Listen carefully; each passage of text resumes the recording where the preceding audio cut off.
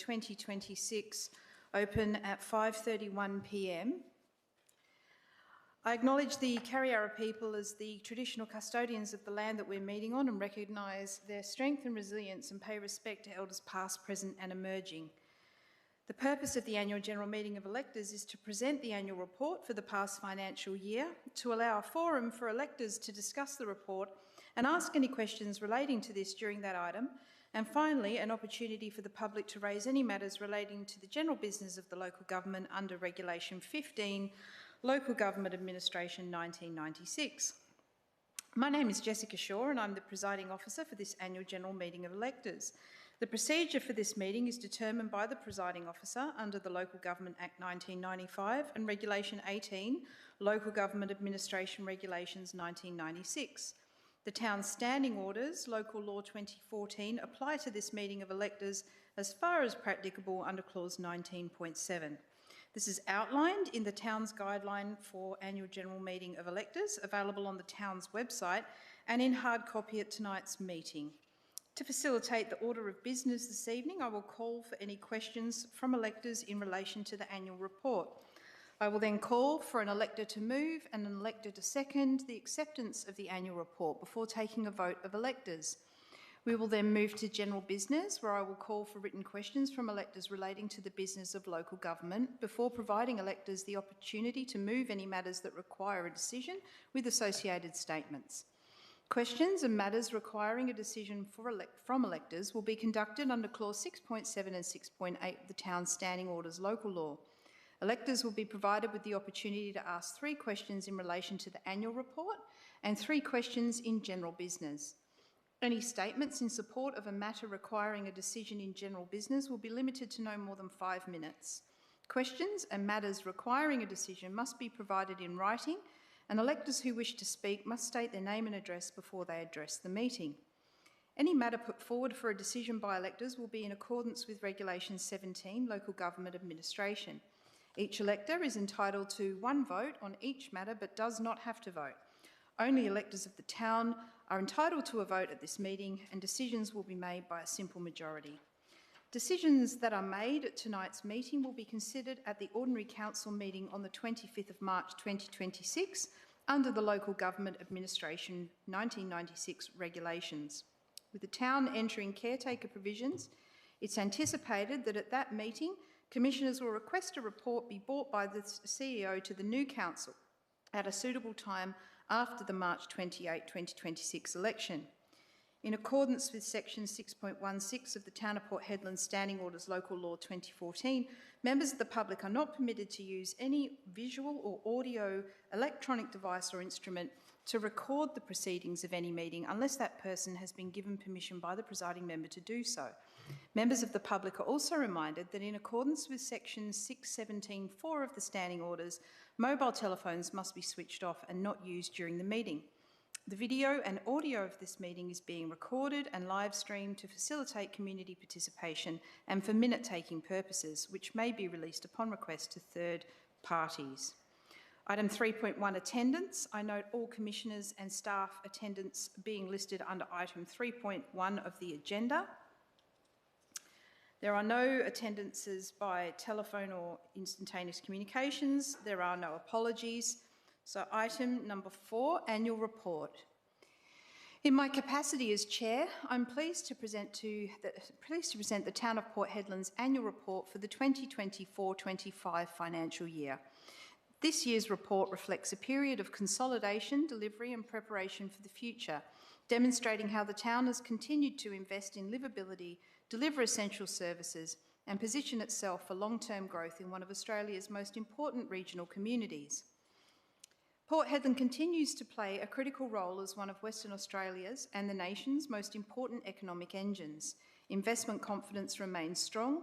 Over the year, the town approved $331 million in development applications and $112 million in building approvals, including major commercial accommodation and mixed-use projects. Strategic infrastructure such as Lumsden Point continues to shape Hedland's future, strengthening our position as Australia's premier bulk export hub and opening doors to new industries, logistics and jobs. Economic strength must be matched by strong livability, and this year we invested in the places and services that support everyday life. We completed major upgrades at Marquee Park and Lions Park and delivered stage 1 of the Cook Point Shared Path, improving accessibility, open space amenity and active transport links along our foreshore. Our facilities continued to perform at scale when Ankara Stadium recorded 190,000 visits. JD Hardy Youth and Community Hub welcomed 132,000 visits and delivered 1,000 programs. Our aquatic facility saw 90,000 visits.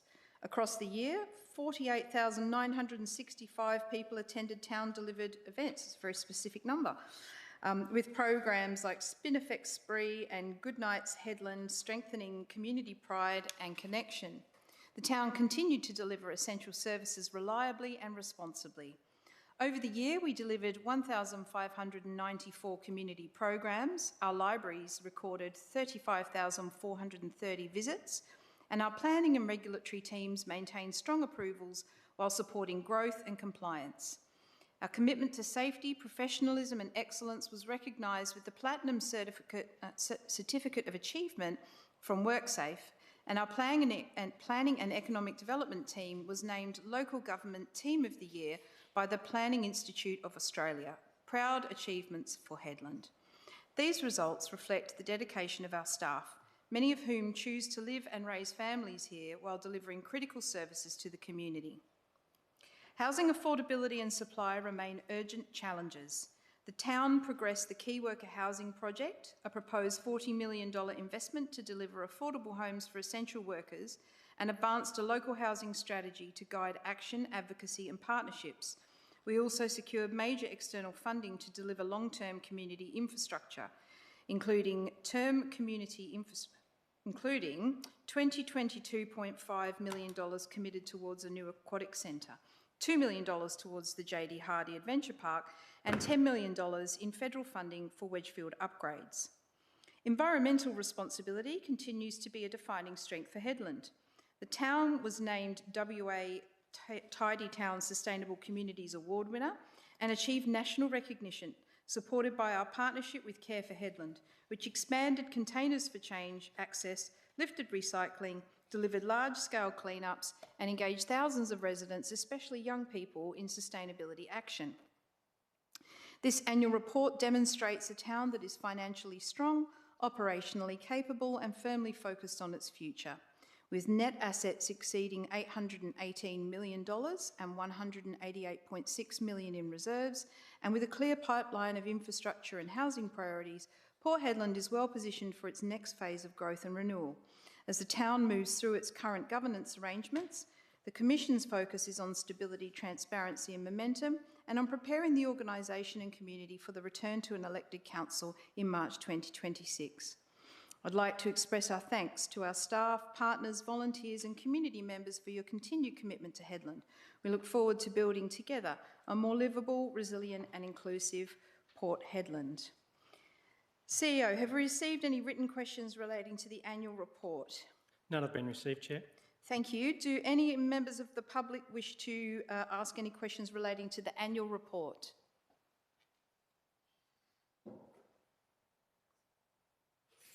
Please come forward, state your name and suburb, and please remember to fill in a public question time form if you haven't already done so. Hello, my name is Gillian Fisher. Thank you for the invitation to the Electors meeting tonight. I just have one question. I've just been flicking through the annual report now, and I just want a clarification. On page 12, it says that Councillor Arentz, virtually, it doesn't show that he's actually resigned. Can you elaborate on that, please, and why that wasn't included? I will throw that over to the CEO. It could be that the report spans the 24-25 financial year, so if that event occurred after it didn't, okay, then I'll throw to the CEO. I don't know why that's the case. Thank you. I think we'll have a look at that, and if that's necessary, we'll make that change. Yep, cool. Okay, thank you. Thank you. Are there any further questions?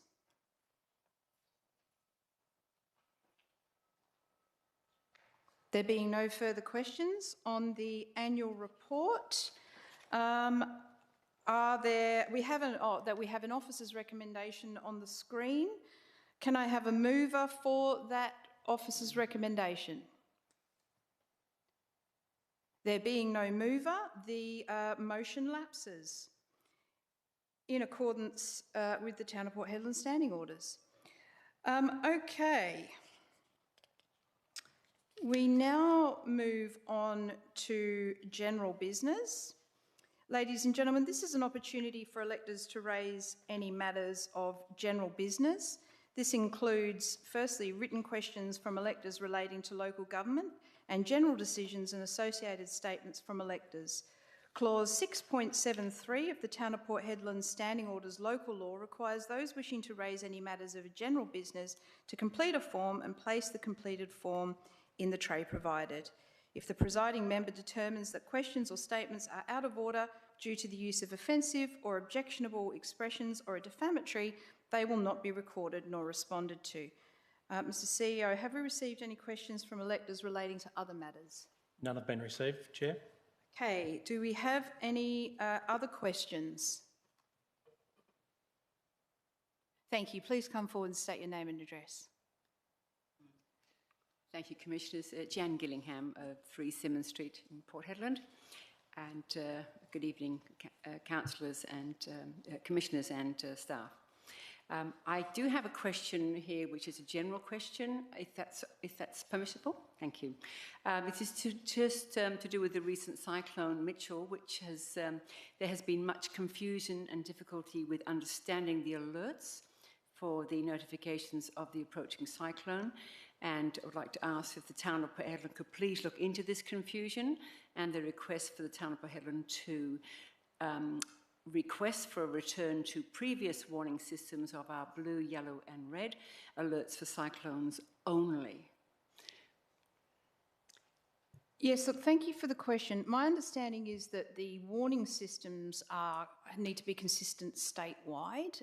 That is my general understanding, but I will ask the CEO to respond. Thank you very much. Through the Chair, yes, that's correct. It's been run across the from a state through the run through DEFIS, of course. I understand that. I spoke to many people on the weekend regarding this who've actually contacted me as well and saying that they were totally confused. There was times where it was very dangerous to be out on the road and yet it was not classed as what we would have known as a red alert, but it was very, very dangerous. So I just would like if that was something which could be taken on board just to investigate. Look, as a local member and one whose electorate caught on fire pretty much every summer, I was actually quite close to how the alerts process was being updated from a bushfire perspective. Lived in the Perth Hills, so never had to deal with the cyclone. But I think that it's fair to say that this sort of feedback does need to be provided, particularly if there is that confusion. And I know that it's certainly something that Commissioner Aldridge is pretty close to his heart too. So I think we'd be very happy to provide that feedback. If anybody else also you're aware of wants to reach out to us about that, then we'd be very happy to get their feedback as well and to in turn provide that to Fire and Emergency Services. Thank you. We do agree with the Fire and Emergency Services to do with fire and emergency, but when it comes to cyclones, it's always to do with water. And it's just something that we know that has worked for the many years that it has been in operation all around Australia where cyclones or hurricanes, etc., all happen. So thank you for taking my question. Thanks, Ms Gillingham. Are there any further questions? There being no further questions, we will move on to matters for general decision. Mr CEO, have you received matters from electors that require a decision? Chair, none have been received. Okay. Are there any matters for decision from the floor?